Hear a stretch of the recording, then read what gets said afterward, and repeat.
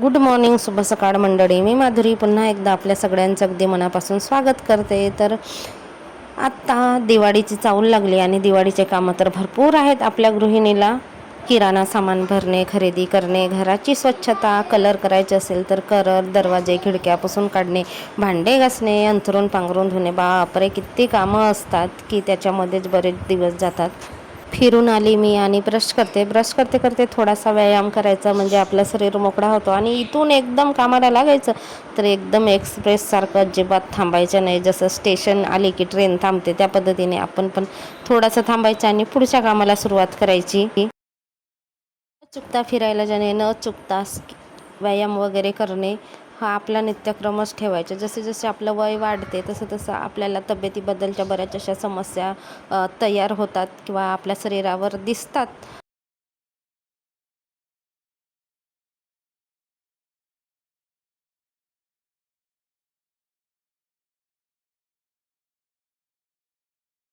त्यामुळे थोडंसं तब्येतीकडे लक्ष देणे सुद्धा तेवढंच महत्त्वाचं आहे. तर इथे मी थोडासा हलका फुलका व्यायाम करते. व्यायाम म्हणजे आपण आपल्या शरीराला थोडंसं लवचिक करणे. म्हणजे सकाळी आपलं शरीर कसं एकदम उठतो तेव्हा ताठरलेलं शरीर असते, तर थोडासा मोकळा करून हालचाल करायची शरीराची, जेणेकरून की आपलं शरीर एकदम फ्री होईल. आमच्या भागामध्ये थंडी लागायला सुरुवात झाली. मला करायची होती साफसफाई, त्यामुळे तर मी लवकर उठून पटपट कामाला लागली, जेणेकरून की मग आळस वगैरे येणार नाही आणि आपली कामंसुद्धा पटकन संपतील. दिवसभर तीच कामं दिवसभर करण्यामध्ये काही पॉईंट नाही. जेवढे लवकर आवरले तेवढेच आपल्यासाठी सुद्धा चांगलं असते. आराम करायला किंवा दुसरी इतर कामं असतात. आरामच कुठे करतो आपण, इतर कामं तर निघतात. करते म्हटलं तर 1000 कामं निघतात. बऱ्याच दिवसानंतर सूर्यदर्शन घेतलं म्हणजे एवढ्या वेळामध्ये मी कामामध्ये बिझी असते, इकडे काही बाहेर निघत नाही. तर आज बाहेर निघाली तर मस्त सफरचंदासारखा लाल लाल सूरज दिसत होता. आणि नंतर आंघोळ पाणी झालं, मी लागली आपल्या पूजेला. पूजासुद्धा आपली साधी सोपी सरळ. माझ्या तर जीवनामध्ये माझे काही फंडे आहेत जे की खूप जास्त अंधश्रद्धा वगैरे असं काही करायचं नाही. पूजापाठ करायचं, चांगलं वागायचं, चांगलं बोलायचं, सगळ्यांचं चांगलंच विचार करायचं किंवा चांगलंच जे काही असेल आपलं ते चांगलंच ठेवायचं. कोणाला दुखवायचं नाही, कोणाचं खायचं नाही. हां, ज्यांना गरज असेल त्यांना आपण मदत करायची. आणि माझं तसंच आहे.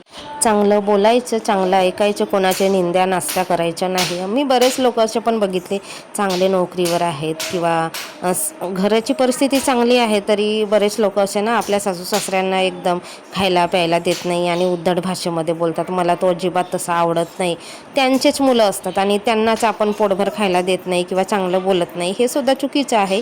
ते जेव्हा म्हणजे आपले नवरे जेव्हा किंवा आपला माणूस नवरा जेव्हा लहान असेल तेव्हा त्यावेळेस त्यांनी किती कष्ट घेतले असतील, तेव्हा कुठे त्यांना नोकरी वगैरे लागली. आणि जेव्हा चांगलं खायला प्यायला द्यायचे दिवस येतात तर तेव्हा किती ते येणारे सून किती हेट करते. बापरे, मी असं बघितलं आहे बऱ्याच लोकांना. मला तसं नाही. माझ्या दारामध्ये कोणीही आलं ना तर मी खायला प्यायला देते. आणि माझ्याकडे तर ना आमच्या इथे भरपूर येतात, माझ्या दारातून कोणीच रिटर्न जात नाही. एक बाई येते ना, ती मला बऱ्याचदा असं म्हणते खायला वगैरे दे. मी त्याला चिवडा वगैरे काहीतरी देते, चिवडा नसेल तर मुरमुरे असतील, जे काही असेल ते खायला देते. 5 रुपये तिच्या हातावर ठेवते, तांदूळ पण देते. आणि असे म्हणजे ज्यांना गरज आहे त्यांना तर मी देण्याचा प्रयत्न करते. आणि हीच आपली पूजा असते. आपण देवासमोर नुसतं अगरबत्ती धूप दिवा जाळल्यानेच पूजा करतो असं नाही, तर आपलं चांगलं वागणं, चांगलं बोलणं, चांगले कर्म करणं, चांगले कार्य करणं हे सुद्धा आपली एक पूजाच आहे. रोडावर नको खेळा. रोड चालते का नाही? रोडावर खेळायला जाता. हा, दाखव कशा कलरची आहे प्रेस. खोल. कितीची झाली? आता असंच राहतात बाबा. सुरुवातीला मला वाटते का हा येथून असा गॅप काऊन राहते, पण ह्या गॅपच राहतात इथून. ह्या प्रेस आमची प्रेस आहे. मी म्हणा रिटर्न करू का अशा गॅप आहेत तर म्हणा, पण ते तसेच राहतात प्रेस. तुमच्या घरी आहे असा आहे? हा, अनुच्या घरी आहे. अनु प्रेस मारशील ना आपल्या कपड्याला? हा तसाच राहील नाही तर आता कधी कोणत्याला दुसरा राहते, कधी दोनचं राहते. पांढरी पट्टी काढावं लागल. ते पांढरी पट्टी काढावं लागल, चिपकली आहे ते. मग काढायला तर नको काढा, जेव्हा माराल तेव्हा. जानूच्या घरच्या नवीन घेतलं, चांगली आहे. हा, असा आहे तुझ्या? कसा आहे तुझ्या सांग? मोठा आहे. हो का? रुद्रांश तिकडे कशाला जातास? चलो इकडे. दिवाळीची प्रेस तिकडे नको जाऊ, इकडे हो. गाडी ते साबण काऊन धरतोस आता ठेव. याले त्याले कचरा काढी तीन टपरले हात लावाले तेवढाच समजते, बाकी काही नाही.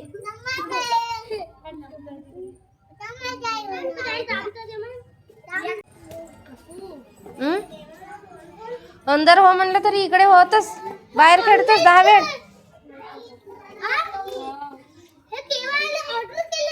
हा माझ्या मोबाईल वरून केलं होतं, तुझ्या मम्मीच्या मोबाईल वरून थोडी होते ऑर्डर. होते. आता हे सगळं आणलेलं आहे जे की सुकवलं होतं. साबुदाणा बटाट्याच्या चकल्या आहेत, तर चिप्स आहेत मस्त.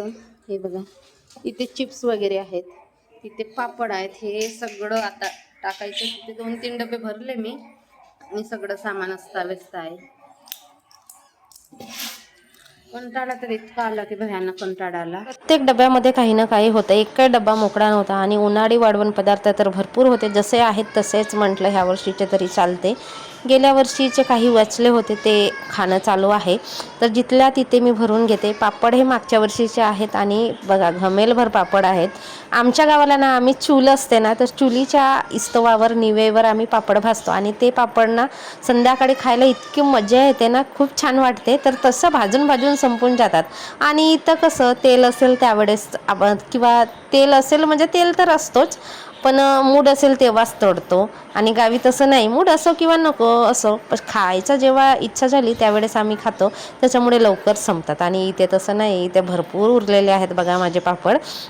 तर कुरड्या होत्या गव्हाच्या, तांदळाच्या, साबुदाण्याचे पापड, चिप्स, असे बरेच असे पदार्थ होते प्रत्येक डब्यामध्ये. सगळे डबे घासून घेतले आणि जे काही पदार्थ होते ते वरती उन्हामध्ये सुकवायला ठेवली होती, दिवसभरामध्ये सुकले. आता जिथल्या तिथे डबे घासून झाले, छान कोरडे झाले. एक कॉटनचं कापड घेतलं, पुसून घेतलं, बुडाला पेपर लावलं आणि मग तिथल्या तिथे ज्या त्या वस्तू ठेवून देते. आणि आता उन्हाळ्यापर्यंत किंवा ते पदार्थ संपत नाही तोपर्यंत डब्याला हात लावायचं नाही, फक्त तडतानी काढायचं. मग काही आता रिकामे डबे करून घासणार नाही आपण. एवढे ठेवणीतले पदार्थांचे डबे वगैरे काही 17 वेळ घासत नाही, एकतर उन्हाळ्यामध्ये, दिवाळीमध्ये किंवा डबे जेव्हा खाली होतात त्यावेळेस. हे बघा डाळीच्या वड्या, सांडगे, आम्ही तर डाळ वड्याच म्हणतो. मस्त छोटे छोटे टाकलेले आहेत. तर उन्हामध्ये सुकवली, थोडेच वाचले. काही काही लोकांचे तर पावसाळ्यामध्ये संपून जातात, पण आपण कसं भाजीपाला हिरवा असतो, मग काय सारखं सारखं बनवणं होत नाही. महिन्यातून 1-2 वेळ बनवलं तर भरपूर झाले, त्याच्यामुळे बरेच वाचतात. बटाटा आणि साबुदाण्याच्या चकल्या, चिप्स आहेत हे, परत इथे पापड आहेत. गेल्या वर्षीचे पापड आहेत, 1 वर्ष होऊन गेला आता, वर्षाला जास्त झाले पापड. पापड कसं तेल जास्त लागतं म्हणजे जास्त नाही लागत, पण जरा जास्त टाकावं लागतं, तेव्हा मग पापड फोडतो आपण. आणि चिप्स, कुरड्या फोडणीचं तेल टाकलं तरी त्याच्यामध्ये तडता येतो, पण पापड फोडणी भरायच्या तेलामध्ये तडता येत नाही, मग ते तसेच राहून जातात. तर ते तसेच आहेत. कधीतरी आवड असली किंवा कोणी आले वगैरे त्यावेळेस तडते मी. आणि नेहमी तळायचं असेल तर कुरड्या, चिप्स हे तेच तडते. आणि पापड जरा मोठे होतात म्हणून मग ते तसेच राहून जातात, तळून होत नाहीत. भांड्यांची रॅक घासली, सुकली होती, तर ती आता आणून लावली जागेवर. तिथल्या वस्तू तिथे लावायचे, भांडे कुंडे. आणि रॅक ही माझी लग्नाची आहे, जडच आहे. खिळे 2च ठोकले आहेत आणि 2 खिळ्यावरती ही संपूर्ण रॅक आहे. रॅकीमध्ये भरपूर भांडे आहेत बघा, पण असं वाटत नाही, थोडेच दिसतात. आणि याच्यामध्ये स्क्रू लावलेले आहेत, तर ते स्क्रू वगैरे मी टाईट करून घेते लावायच्या आधी. कसं सामान ठेवू रॅक वगैरे हलते त्यावेळेस ते जरा लूज होतात. मग ज्यावेळेस आपण घासून घेतो, परत लावायला घेतो, त्यावेळेस असे स्क्रू टाईट करून घ्यायचे आणि मग तिथल्या सामान तिथे ठेवून द्यायचं. ह्या रॅकमध्ये भरपूर भांडी जमतात, सगळे भांडे माझे याच्यामध्येच राहतात आणि वजन पण भरपूर जमतो याच्यामध्ये. भरपूर भांडे आहेत, दिसायला छोटे म्हणजे कमी दिसतात, कारण आपण लावतो व्यवस्थितच. आतमध्ये कितीतरी भांडे असतात. आता इथे बघा भांडे घासून झाल्यानंतर सगळ्या डब्यांना पेपर म्हणजे डब्यांचं झाकणांना पेपर वगैरे लावलं आणि छान असं सगळं ठेवून दिलं. इथे एक जो दुसरा टब आहे तो येणार आहे तिथे म्हणून गॅप ठेवलं. आणि इथे पण भांडे घासलेले आहेत. हे दळण लावायला न्यायचे आहे, तर दळण लावणारे जे काका आहेत ते बाहेर आहेत. ठेव ठेव ठेव, तू का करतोस, राहू दे, चल चल. रॅक वगैरे सगळं घासलं. आता स्वयंपाक म्हणजे जेवणाचे जे भांडे वगैरे आहेत ते घासायचे आहेत, पण मी आता जरा रेस्ट करते. माझी कंबर भरपूर दुखली त्याच्यामुळे. हे पण साफ केलेलं आहे सगळं काही. इथून पण स्वच्छ केली, पण आमची खिडकी तशीच आहे. चांगलं वॉलपेपर घ्यावं लागेल आणि आपल्या किचनचा मेकओव्हर करावा लागेल. तर जेवणाचे वगैरे भांडे घासायचे आहेत माझे. बाकी हे सगळे म्हणजे छोट्यापासून मोठ्यापर्यंत सगळे भांडे घासून झाले. कपडे पण सगळे धुवून झाले. कपडे मी एक दिवशी धुतली, परत स्वच्छता केली होती, परत आज पूर्ण तिन्ही रूमला चांगली स्वच्छता केली की आता दिवाळीला वगैरे अजिबात आता कुठेच काही करायला नाही लागणार, एवढी स्वच्छता छान केलेली आहे.